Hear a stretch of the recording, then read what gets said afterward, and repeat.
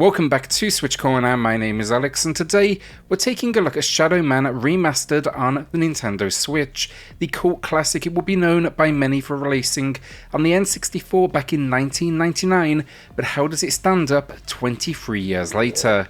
Well, hit subscribe if you love the Switch, as much as we will do here, join our growing family, and let's get started.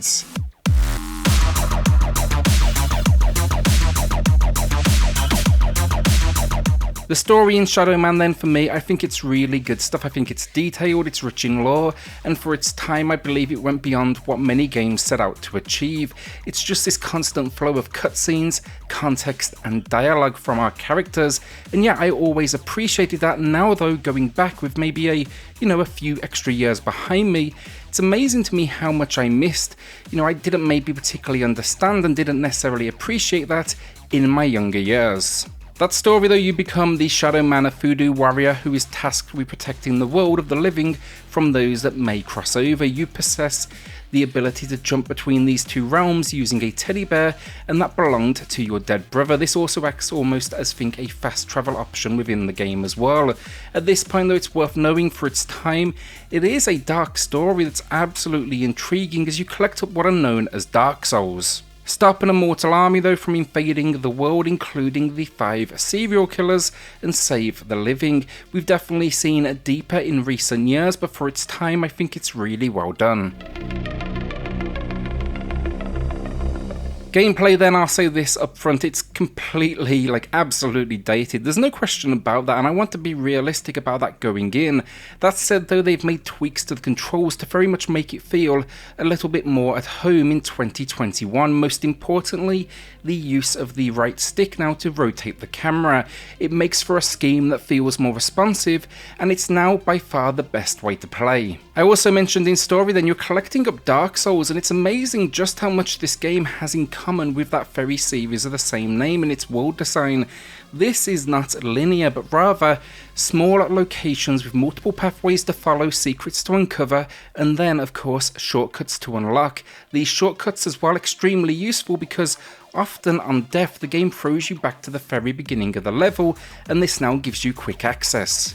For some, this design though, it will cause frustration. It's not an easy game first off, there's backtracking, and then with multiple pathways it's extremely easy to find yourself lost in this world, and the game's gonna give you basically little to no direction.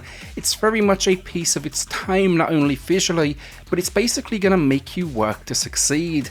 The gameplay though, overall I'd call it a mixture of exploration, platforming and combat. The world, first off, a pleasure to explore. The platforming, clunky honestly, but it works, and then combat, that is aged by far the worst. It carries little weight to the gunplay, and you'll end up resorting to a whole lot of strafing to avoid incoming attacks while hammering down that trigger. The auto lock-on as well, it can feel a little temperamental. Towards the end game, you'll have, let's say, multiple enemies on screen. You want to target, let's say, the most powerful one, but the game's locking on to someone else. What I do like with the combat though, you can attach multiple weapons, one to the left hand, one to the right, and then the left and the right triggers relate to each. Alongside that gunplay, that strafing, expect then a dodge roll as well. That's not really introduced in the gameplay itself, but is there, and it will be incredibly valuable as you progress with the enemies becoming, more and more challenging. Enemies are quality as well, from those underwater to shotguns, snipers, melee, and those that fly. The game for sure doesn't lack on the creativity front in that arena. The gunplay though, sadly, as I said, it is dated, it's very repetitive, it doesn't carry any weight, you see very little response from enemies on screen, and then you'll deliver that final blow where they'll drop health that will be used to restore the life bar in the lower right of the screen. The main idea though, it isn't the combat here, it's the exploration, the platforming. Here you will find the Dark Souls, and you can unlock a number of doors from a hub location of sorts to progress forward. As you get further into the game as well, the platforming and the exploration will become more intricate. There are also swimming moments in the game as well. These were a nightmare back on the N64, but the new controls go a long way to making these a lot more enjoyable. The controls for platforming then, and just in general honestly, it almost feels a little bit sluggish, almost unresponsive. but it will take a while to get used to. I'm going to tell you this now. That's just the game's age, and after a little while I felt more than comfortable with it. That said, the most frustrating part of all of this, it's death from dropping into lava and just all sorts of, I guess, deadly environments. It's instant and it throws you back to the beginning. At least that is the case until you get a certain ability that will help you avoid this.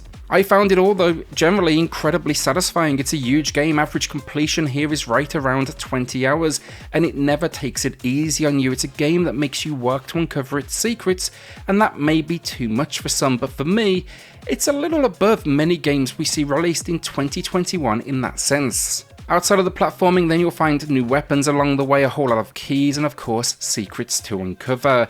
Outside of that though, like, the levels are creative, they can be absolutely creepy at points, and there's some real highlights like the playroom's a personal favourite. When it comes to changes here, then it's far from a lazy remaster. This one, they've gone above and beyond to give the game the love it deserves. New levels are packed in here, 3 to be exact. They've added a new weapon wheel alongside the right stick camera control that is hugely appreciated for gameplay speed. There's auto targeting, as I mentioned. AI has been tweaked, the levels rearranged to accommodate the new levels because there's still 120 Dark Souls to collect. There's general fixes then, and finally they've introduced a few new enemies and weapon types. I'm a fan of the original release, so it was just great to be back. Now, on a gameplay front, would I recommend it to someone that maybe didn't play it back in the day, or at least, you know, have a love for the era? And probably not, honestly. I think the frustration would be real, but as remasters go, it's good stuff, and I think this is a case of made by fans for fans, and I personally fall into that category.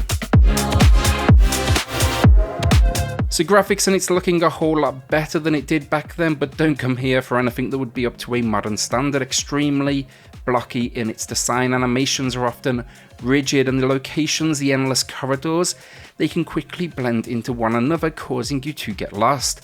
That said though, they've done a huge amount still to this one, and it's easily the best it's ever looked. Textures have a new HD render that look fantastic, enemy designs and are laid as creative as ever, and the occasional level really does stand out. I think the best way I can describe this one, in fact, it looks dated, no question, but that doesn't stop you from appreciating the level of creativity on offer. Graphically as well, like gameplay, we've got a huge amount of options here. Ambient inclusion, the lighting and shadow work, it's incredible here. Adds a whole lot more depth to the image, motion blur, film grain, depth of field, and the list just goes on. Digital Foundry did a fantastic video on this very game. Take a look at that and it gives suggestions on the best settings. These options, though, I will say, look, they impact performance. Max everything out, you will see some frame rate drops. Put it on the minimum, expect near 60 frames per second locked. I found kind of this healthy middle ground, mostly 60 with the occasional drop that I could personally handle. We don't often see, though, this level of options, and it is appreciated. Audio finally, and I like the world building they did here with the audio. There's not a huge amount to it, and weapons, they can sound a little bit weak, honestly, but with environmental effects, they build up the world. The voice acting, it's cheesy, but it adds this extra level of credibility to the title, and the care that went in, and the music is just quality stuff.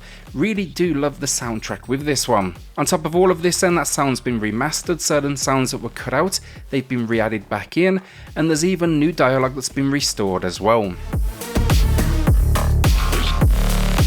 So overall, Shadow Man Remastered does exactly what the name suggests. It takes the original game, problems and all, down to age, cleans it up and released it to the masses, and that's exactly what you should expect. Often I see comments where I think people confuse remaster and remake. As remasters go, I just don't think you could really ask for more. They've respected the original release, they've built upon it with care that fans will appreciate, new content and all, and then the adjustments they have made, I'd consider them quality of life fixes, like adjusting the controls. It makes sense, it doesn't take away from the game in any way.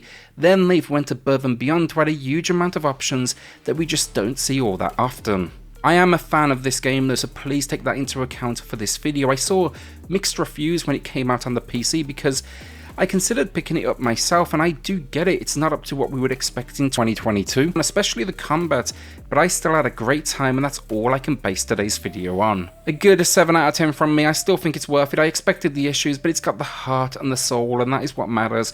I wish they could have tweaked the combat just slightly more than anything else, and the auto lock-on, that's kind of a pain in the ass at points, but otherwise it's good stuff, and fans, they should be more than happy. Will you be adding this one to the library then, or are you holding onto that cash? A shout out then to the patrons of the channel who are going above and beyond to support SwitchCorner. It helps more than you know, so thank you all so much.